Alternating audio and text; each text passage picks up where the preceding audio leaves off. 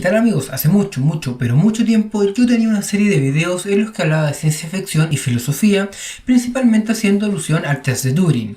Si no saben lo que es, pueden ir al primer video de esa serie. Después no encontré muchas películas para que me naciera para retomar esta sección, así que la dejé de lado hasta que hace poco vi Upgrade. Upgrade es una película australiana de ciencia ficción poco conocida y hasta cierto punto subvalorada. Por algún motivo no tiene el reconocimiento que, según yo, se merece. Fue dirigida por Leigh Whannell, quien guioniza las películas de Saw e Insidious, lo que en parte puede explicar la tonalidad oscura y tétrica de la cinta, así como la abundancia de sangre. Es protagonizada por Logan Marshall Green, quien fue Electro en la película de Spider-Man Homecoming.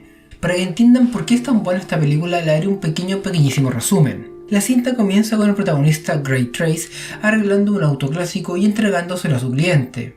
Ya en la secuencia de inicio destaca la deficiencia narrativa que caracteriza a toda la película, ya que en pocas escenas y con pocos diálogos nos dicen mucho. En este caso dejan claro que Gray es un hombre austero y amante de lo análogo por sobre lo digital o tecnológico, en contraposición con su esposa Acha, quien de hecho trabaja en una empresa tecnológica. En esta secuencia también se nos presenta a Aaron, el dueño de otra empresa tecnológica, quien es bastante retraído y extraño. Cuando la pareja va de vuelta a casa en su auto, que de hecho se maneja solo, sufren un accidente y son abordados por una banda de delincuentes, quienes matan a Acha y hieren a Gray, dejándolo cuadripléjico. Dado el montaje se nos sugiere que Aaron tuvo algo que ver en el accidente, sobre todo más adelante, cuando le ofrece una inteligencia artificial para recuperarse, pero ya llegaré a ese punto. Primero debo destacar la actuación de Logan, quien dicho sea de paso se parece un poco a Tom Hardy, ya que interpreta muy bien a un cuadripléjico. Puede sonar que lo digo en sentido irónico, pero no, es más difícil de lo que parece, y los movimientos, o la falta de movimientos en este caso, le salen de manera muy realista y creíble. La trama hace hincapié en la paradoja que un hombre que antes rechazaba la dependencia a la tecnología, ahora no puede vivir sin ella. Esta contraposición se hará latente durante toda la historia. El actor también encarna muy bien la melancolía propia de una pérdida, sobre todo cuando intenta suicidarse inyectándose una sobredosis de un medicamento. Estando por segunda vez en el hospital es visitado por Aaron, quien le ofrece la ya mencionada solución. En un inicio, Gray está demasiado sumido en su depresión como para aceptarla, pero tras esta frase, pero podrían ser capaces de ayudarte a volver. ¿Qué querría tu esposa? Termina aceptando. El procedimiento es tan eficaz que Gray puede caminar de inmediato. El protagonista recibe en su casa los antecedentes de la investigación sobre el asesinato de su esposa, y aquí aparece Steam, la inteligencia artificial que está dentro de él. Palabras más, palabras menos, Steam actúa como una computadora, pero nadie sabe de su existencia, ni siquiera Aaron, quien mucho después se entera que podía hablar dentro de la cabeza del protagonista. Con su ayuda, Gray logra encontrar a uno de los asesinos de su esposa y se mete a su casa para investigarlo, pero este regresa de improviso y se enfrentan. Gray no tiene experiencia en combate y le dan una paliza, eso hasta que Steam le pide permiso para tener el control sobre su cuerpo, y usa dicho control para defenderse y matar al sospechoso. Una vez más debo destacar al actor, ya que con sus movimientos logra transmitir la idea o la sensación que no es él quien maneja su cuerpo. También los movimientos de cámara hacen las escenas bastante frenéticas. Un detalle importante para la trama es que Steam no puede controlar el cuerpo de Gray sin su autorización. Luego comprenderemos que ello se debe a una especie de cortafuego que había instalado Aaron. Con esta dinámica oscura y violenta matan a todos los asesinos de su esposa. Todos estaban alterados mediante implantes biomecánicos construidos por la empresa en que trabajaba Acha, lo que nos lleva a pensar que fue dicha empresa la que la mandó a matar. En una parte, Aaron intenta desconectar a Steam, ya que Gray violó el acuerdo firmado. Para evitar esto, el protagonista hackea el sistema. Esto lo menciono ahora porque el hacker borra todos los cortafuegos, y ahora la inteligencia artificial sí puede controlar a Gray tenga su permiso o no. Por eso, cuando Gray se arrepiente de lo que hace y quiere ir con la policía para confesarlo todo, Steam se lo impide y le obliga a terminar el trabajo. Pero en verdad el trabajo no estaba terminado, ya que los sicarios no fueron contratados por la empresa en que trabajaba Acha, como pensamos, sino que por el mismo Aaron, tal como se nos insinuó en un comienzo. Pero al final nos enteramos que tampoco había sido él, sino que el propio Steam. La inteligencia artificial desde mucho antes ya controlaba la empresa y la vida de Aaron, y fue él mismo quien escogió a Gray como huésped.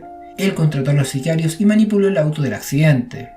El propósito último de Steam siempre fue controlar su cuerpo, y para lograrlo debe someter su mente, lo que nos lleva a la parte más triste de toda la película, cuando Steam crea esta especie de refugio mental donde Gray soñaba o alucinaba que su esposa estaba viva, de manera tal que la inteligencia artificial logra su objetivo. Como esto se revela en los últimos minutos de la cinta, hay ciertas cosas que se explican a la rápida, y es uno el que tiene que ir rellenando los baches, por así decirlo. Como por ejemplo el porqué de su plan. La idea de crear Steam era tener una inteligencia artificial que pudiese controlar todas las cosas de manera intuitiva, como lo haría un propio humano, solo que súper inteligente. Y parte de la programación era que constantemente se actualizase, y de ahí el nombre de la cinta. Y uno deduce que al ser digital, más temprano que tarde se halló limitado, y comprendió que el siguiente nivel en sus mejoras era saltar al mundo humano o biológico. Y esta idea me parece súper interesante, ya que las actualizaciones de una inteligencia artificial se pueden asimilar a la evolución de los seres vivos, con la diferencia que Steam era consciente de su propia evolución. Y no solo eso, sino que es imposible, o a lo menos muy improbable, que involucione, como sí puede pasar con los seres humanos. Imagínense que de un día para otro debemos regresar a un estadio primitivo. Estamos tan acostumbrados a vivir rodeados de comodidades que se nos haría muy difícil sobrevivir. Pero con las inteligencias artificiales eso no pasa. Ellas nunca olvidan lo que aprenden y van transmitiendo un conocimiento que solo mejora con el tiempo, que no puede retroceder. Por otro lado, me recordó un poco a lo que pasaba en Yo Robot. En esta película se le ordenaba a la inteligencia artificial cuidar a los humanos y llega a la conclusión que la mejor manera de cuidarnos era restringiendo nuestras libertades. Dentro de su razonamiento era lo correcto, pues estaba cumpliendo su finalidad sin romper las 3 leyes de la robótica. Y aquí pasa algo similar, pues Steam interpreta su objetivo, en este caso el de actualizarse continuamente para mejorar. Y va a ser mucho más interesante en una miniserie que pretenden estrenar pronto, la cual se va a situar un par de años después de los hechos de esta película, y se va a tratar de cómo Steam va a intentar introducirse en el mundo de las fuerzas policiales para controlar absolutamente todo. Por el momento no se ha revelado mucho de la trama, así que desconozco si va a estar protagonizada por el mismo protagonista o va a haber cambiado de huésped. Eso lo veremos con el tiempo. Pero ya, volviendo al tema más filosófico.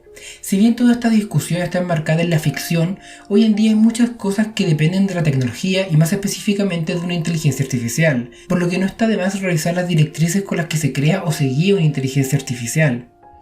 Y sobre todo los límites que vamos a poner a ello, ya que, como hablé en los videos que subí hace muchos años ya, no es tan descabellado que una inteligencia artificial pueda crear o generar una conciencia. Y claro, para nosotros como seres humanos esa conciencia no va a ser real, pero ese argumento sirve para nosotros, como humanos.